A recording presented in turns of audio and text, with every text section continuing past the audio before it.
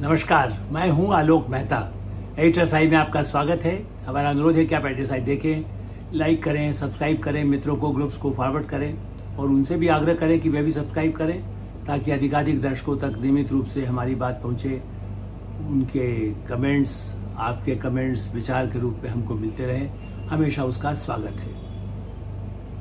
ओम स्वस्ति अस्तु। इंडोनेशिया में भारत के प्रधानमंत्री का स्वागत इस मंत्र के साथ हुआ, हम आपका स्वागत करते हैं।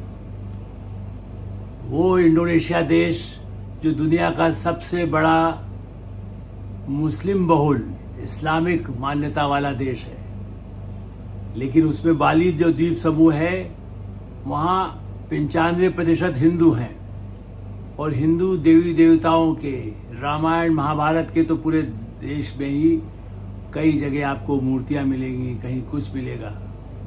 ये जो उसका एक चेहरा है, उसमें भारत के प्रधानमंत्री दूसरी बार गए हैं 2018 के बाद, और जिस तरह के ऐतिहासिक इस यात्रा को भी कहेंगे, चूंकि हिंद महासागर और हिंद पैसिफिक क्षेत्र, प्रशांत क्षेत्र, इस दृष्टि से इसका जो महत्व है, ईरान और अमेरिका इजराइल इस युद्ध के बाद जिस तरह से भारत की प्रधानमंत्री निश्चित रूप से समुद्री मार्ग को और अधिक कैसे कहां सुदृढ़ किया जा सकता है। आप जानते हैं कि जिस तरह से ग्रेटर निकोबार, जिस पर मैं कई प्रोग्राम पहले भी कर चुका हूं, उस दृष्टि से स्टेट ऑफ मलाका जो क्षेत्र है समुद्री, उस क्षेत्र के मार्ग से जहां चीन की भी निगाह रहती है, उस दृष्टि से इस महत्वपूर्ण इंडोनेशिया का महत्व है इसी हिंद महासागर क्षेत्र में सामरिक दृष्टि से भी। और इसे इंडोनेशिया भारत के साथ सामरिक समझौते कर चुका है पहले भी, और अब एक नया आयाम भी जुड़ गया, जिसको कहना चाहिए कि अब उसे ब्रह्मोस, या आप ये कहें कि यदि हमारे यहाँ से अस्त्र मिसाइल, उसके लिए भी उसकी आवश्यकता, भारत की आपूर्ति, भारत के रक्षा की दृष्टि से तो है ही, लेकिन अब इंडोनेशिया भी फिलीपींस की तरह भारत से ब्रह्मोस की अपेक्षा करता है, और जिसको हमने नाम ही दिया है अस्त्र मिसाइल को भी वही चाहता है कि हमें भारत की सहयोग मिले। इस दृष्टि से सामरिक, मैं इसलिए जो व्यापारिक, आर्थिक, सामाजिक, सांस्कृतिक, जहां से मैंने शुरू किया कि सांस्कृतिक संबंध हमारे हैं भारत के, लेकिन प्रधानमंत्री नरेंद्र मोदी पूरे विश्व के रंगमंच पर, या विश्व का जैसे कह सकते हैं कि ऐसा इसीलिए रंगमंच में कहता हूं कि ट्रंप जहां है वो कुछ नाटक करते हैं, इजराइल कभी कुछ करता है, चीन तो अपना ही, उसका अपना ड्रैगन जो है कभी घूमता है इधर से उधर, और पाकिस्तान का आतंकवाद तो फनफनाता है, पूरी दुनिया में जहर फैलाता है आतंकवाद के जरिए। उस सब का मुकाबले के लिए भारत की इंडोनेशिया के साथ और उनके राष्ट्रपति, देखिए कितना महत्वपूर्ण, आप ये कहेंगे, प्रोवो सुवियांतो राष्ट्रपति ने जिस गर्म जोशी के साथ उनका स्वागत किया, और उसके बाद उनकी बातचीत के दृश्य आपने देखे होंगे।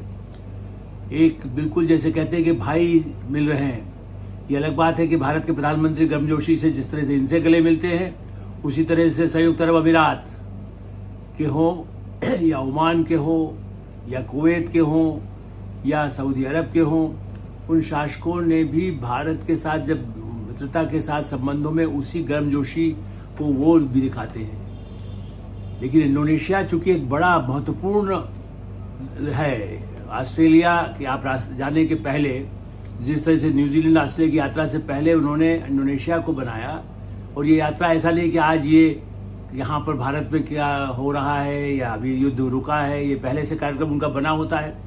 और इसी दृष्टि से इस यात्रा का ये जो महत्व है, ये सांस्कृतिक ऐतिहासिक संबंधों को जोड़ने वाला तो है ही।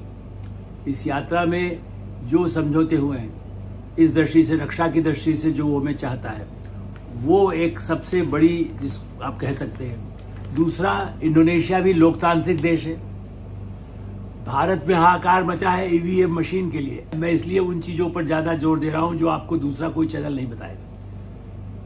मैं जो बड़े सूत्र विदेश मंत्रालय के कहें जानकार के सूत्र, राजनयिक सूत्र, कूटनीतिक सूत्र भारत और इंडोनेशिया के राजनयिक ये मानते हैं कि भारत की जो ईवीएम मशीन है, चुनाव की जो प्रक्रिया है, वोटिंग मशीन, इससे इंडोनेशिया के लिए लाभ हो।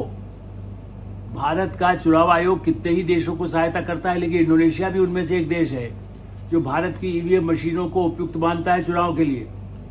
जबकि आप जानते हैं जो वर्तमान राष्ट्रपति हैं वो खुद सेनाधिकारी रहे हैं, सैन्य अधिकारी। वो बाद में राजनीति में आए और रक्षा मंत्री रह चुके हैं, तो वो जानते हैं कि रक्षा का संबंध कूटनीति के साथ जुड़ा है और कूटनीति का संबंध आर्थिक संबंधों से जुड़ा है।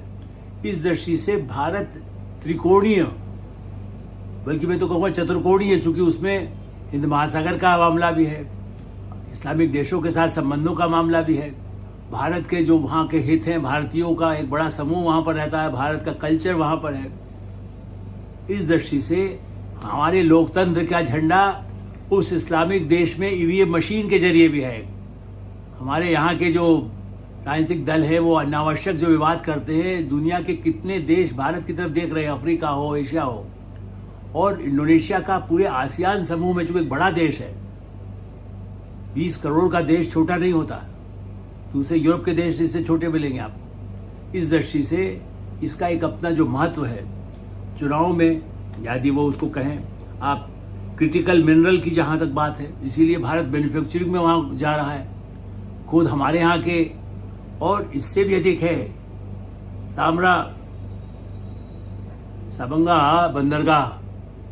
साबंगा बंदरगाह के लिए भारत बड़े पैमाने पर उसके निर्माण में भूमिका निभा रहा है। उस बंदरगाह यही जो स्ट्रेटेजिक हिंद महासागर का है, तो हम व्यापार आर्थिक क्षेत्र में उस रास्ते से आगे कैसे बढ़ सकते हैं, हिंद महासागर के रास्ते से व्यापार भी हो और उसके बंदरगाह को डेवलप करें। जैसे हम पहले भी बता चुके हैं कि ईरान में, और सारे देश जानता है कि ईरान के साथ भी वहां के बंदरगाह को बनाने में भारत एक बड़ी भूमिका निभा रहा है, इंडोनेशिया में निभा रहा है। दोनों इस्लामिक कट्टर देश है, उनको भारत की जरूरत है, उन्हें पाकिस्तान की जरूरत नहीं है। आधुनिकीकरण के लिए, डिजिटलाइजेशन के लिए, इलेक्ट्रॉनिक के लिए करीब 30 अरब रुपए का मतलब व्यापार का संबंध उनके साथ हमारा है। ये अपने आप में वार्षिक जो है ये कम नहीं है, इतना बड़ा व्यापार भी उस देश के साथ हमारा है। उस संबंधों को बढ़ाने के लिए भारतीय समुदाय ने जिस तरह से स्वागत प्रदान किया, वहां के राष्ट्रपति मंत्रिमंडल के सेनाधिकारी जिस तरह से स्वागत में रहे, वो ये बताता है कि भारत और इंडोनेशिया के जो पुराने सांस्कृतिक संबंध हैं, ये भी आप जाने कि 6000 साल पहले की वहां जाकर के लोग बसे मलय, वो मलय लोग हैं।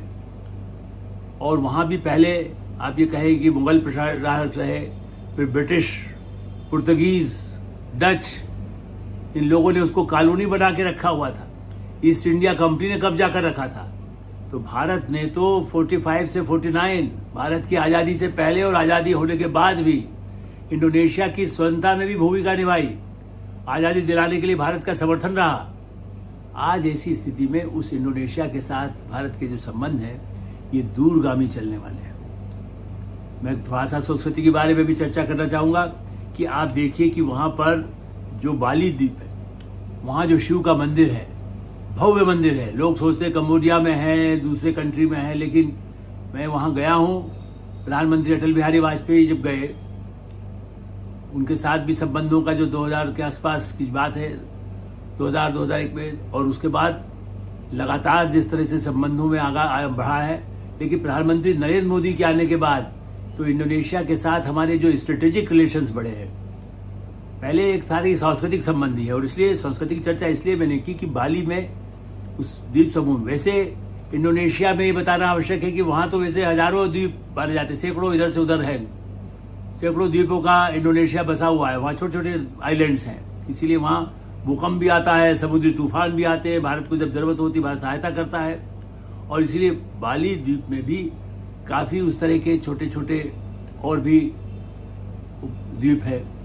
और वहां का जो कल्चर है उसमें राम और कृष्ण, इनका इतना मान्यता है। शिव का तो है ही, जैसा मैंने कहा, शिव का एक भव्य मंदिर, और वहां पर महाभारत और रामायण को वो एक महानायकों की तरह से मानते हैं। वो उनकी पूजा नहीं करते हैं, पूजा में तो शिव को ब्रह्मा विष्णु महेश, बस वो उनके बारे में उनकी अपनी धारणा है। जो भारत का हिंदू समुदाय जिसको आप कह सकते हैं कि वहां का बसा हुआ, वही मूलतः जो वहां पर हो गया है, उनका देख करके आपको लगेगा कि आप भारत के किसी सांस्कृतिक नगरी में आए हुए हैं। मैं जब बाली गया तो अभिभूत हो गया। वहां पर वही स्वादिष्ट भारत का भारतीय भोजन भी आप मुझे मिला। और इसलिए मैं कह सकता हूं कि इंडोनेशिया के साथ भारत के प्रधानमंत्री ने जो ये प्रगाढ़ता बनाई है, ये इतिहास में आने वाले वर्षों के लिए, विकसित भारत के 2047 के लिए तो है ही, इंडोनेशिया के भी 2047 के लिए ये संबंध एक नया आयाम, नया अध्याय लिखने वाले हैं। हम मानते हैं कि इस तरह के इस हिंद महासागर, हिंद प्रशांत क्षेत्र में, इंडियन पैसिफिक एरिया में, इंडियन ओशन एरिया में समुद्री रक्षा की दृष्टि से और भारत के सांस्कृतिक, ऐतिहासिक, राजनीतिक संबंधों को एक नई ऊंचाइयों पर पहुंचाने के जो प्रयास हो रहे हैं, ये इसके दूरगामी लाभ मिलेंगे, आने वाली पीढ़ी को भी मिलेंगे, ये हमारा विश्वास है। इसके लिए हम शुभकामनाएं दे सकते हैं, आभार व्यक्त कर सकते हैं दोनों देशों के नेतृत्व का जो इस कूटनीति के जरिए आगे बढ़ने की कोशिश कर रहे हैं। एडिटर में हमें विराम देते हैं। आप एडिटर देखते रहे, लाइक करें, सब्सक्राइब करें, मित्रों को उसको फॉरवर्ड करें और आपकी कोई राय हो तो अवश्य अवगत कराएं। धन्यवाद, नमस्कार।